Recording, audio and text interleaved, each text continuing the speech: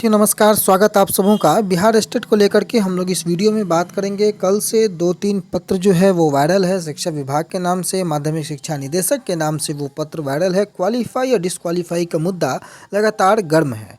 Merit और not merit, जब से ये आपको 21 जून की जो बातें हुई हैं, उस 21 जून के दरमियान से जितनी भी घटनाक्रम घटित हुई हैं, उसमें कहीं ना कहीं मेरिट और नॉट इन मेरिट का जो मुद्दा है वो सबसे गर्म है। आपको मैं बता दूं कि जिस प्रकार से बिहार स्टेट को लेकर के पटना हाई कोर्ट में केस है और उस केस को लेकर के लगातार सुनवाई टल रही है, और उसके बीच ये 2-3 पत्र जो है इसका वायरल होना और इसमें कई तरह के अंदेशा लगाना, कई तरीके से लोगों को फिर से एक प्रकार से भ्रम के जाल में हो या इस प्रकार से घबराहट की स्थिति में हो, लोगों को रखने का प्रयास किया जाना, ये सभी वस्तु स्थिति से परे है।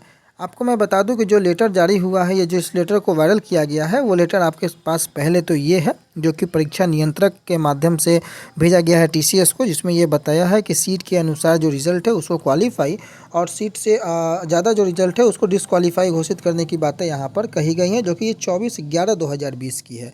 आप समझे, मैंने लगातार आपको इस बात को मैंने बताया है कि बदलती परिस्थितियों के अनुरूप आज जो है वो मेरिट और नॉट इन मेरिट का मुद्दा जो है वो गौन हो गया है, बदलती परिस्थितियों के अनुरूप।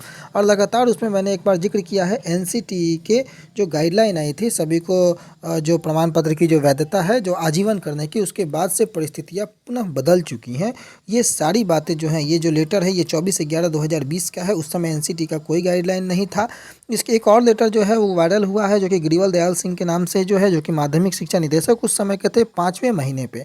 आप यहाँ पर देखेंगे कि ये 22/5/2021 की बातें हैं, जिसमें कि इन्होंने 373/2019 के माध्यम से जो विज्ञप्ति निकली थी उसके अकॉर्डिंग जो है परीक्षाफल घोषित करने की बातें इस लेटर में कही गई है। और साथ ही साथ एक और अन्य चीज़ कि इसमें इन्होंने बीएसईबी को एक स्वायत्त बॉडी यानी कि ऑटोनोमस बॉडी बताया है, और परीक्षाफल प्रकाशित करने का जो है सक्षम प्राधिकार जो है उनको बताया गया है बीएसईबी को। तो इसमें कहीं से कोई नई बात नहीं है, और ये 5वें महीने की बातें हैं जब गिरिवल दयाल सिंह उस समय के निदेशक माध्यमिक के हुआ करते थे।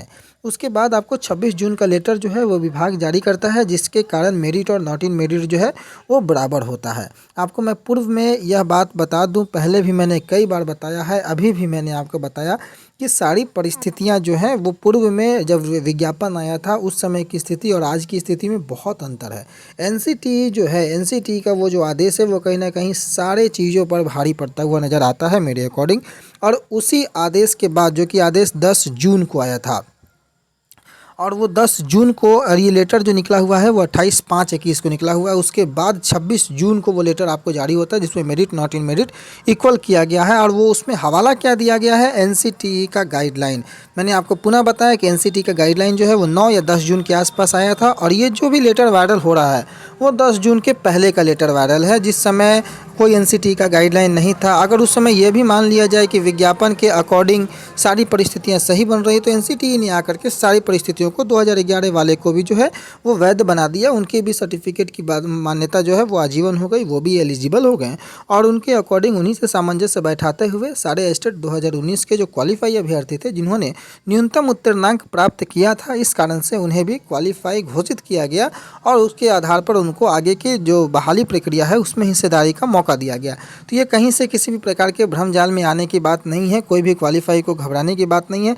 और दूसरी महत्वपूर्ण बात कि पटना हाई कोर्ट में जब मामला लंबित है, तो चाहे परिस्थितियां कुछ भी हो, और अगर इतनी सारे जो एविडेंस अगर मेरिट के पक्ष में है, तो क्यों ना मेरिट की ही बहाली हो। मामला हाई कोर्ट में है तो हाई कोर्ट डिसीजन दे ही देगा। तो इसमें बाहर जो सोशल मीडिया प्लेटफॉर्म पर इस तरीके की खबरें वायरल करना, पत्र वायरल करने से कोई खास फ़ायदा नहीं होने वाला है। ये सारी खबरें को, पत्र को जो है माननीय हाईकोर्ट के पटल पर रखा जाए। हाईकोर्ट अगर इससे जो है संतुष्ट होगा तो मेरिट के पक्ष में निर्णय देगा, मेरिट वाले की बहाली होगी, इसमें तो कहीं से कोई दो राय नहीं है।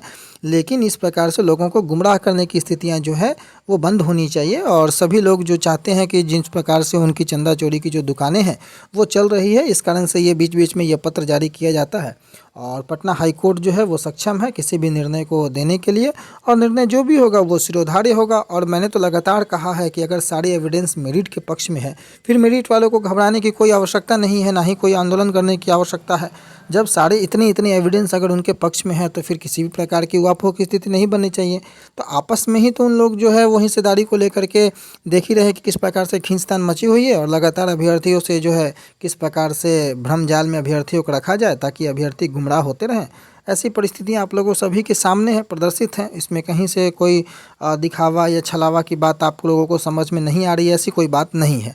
फिलहाल जो लेटर आज जारी हुआ है, ये लेटर पटना हाईकोर्ट के पटल पर जाएगा। माननीय जज साहब आशुतोष कुमार के बेंच पे ये केस है, वहाँ पर ये निर्णय होगा कि क्या सही है और क्या गलत है। जो भी निर्णय होगा वो सुधार होगा। अच्छी बात है कि 37,000 पे बहाली अगर इनकी हो जाती है तो बाकी की सीटें जो बचेंगी उसमें सरकार क्या करेगी नहीं करेगी, कोर्ट क्या करेगी नहीं करेगी, वो अंतिम फैसला जब कोर्ट में है तो उसमें कहीं दो राय नहीं। लेकिन ये सारी परिस्थितियां मैं पुनः आपको दोहरा दूं, एनसीटी के गाइडलाइन आने के पहले की है। और एनसीटी का जब गाइडलाइन आता है उस गाइडलाइन पे मैंने कई वीडियो बना रखा है, तो बार बार उस पर बोलने की आवश्यकता नहीं है। 10 या 9 जून को जो गाइडलाइन आता है कि सभी जो प्रमाण पत्र की वैधता को आजीवन, टेट की वैधता को आजीवन किया जाए और उसी के आधार पर सारे स्टेट क्वालिफाई अभ्यर्थी चाहे 2011 के हों या 2019 के हों, सभी को आगे की बहाली में मौका दिया गया और 11 के साथ ही सामंजस्य बैठाया गया। तो पहले आप 11 को बाहर कीजिए, फिर 19 के पास आइएगा।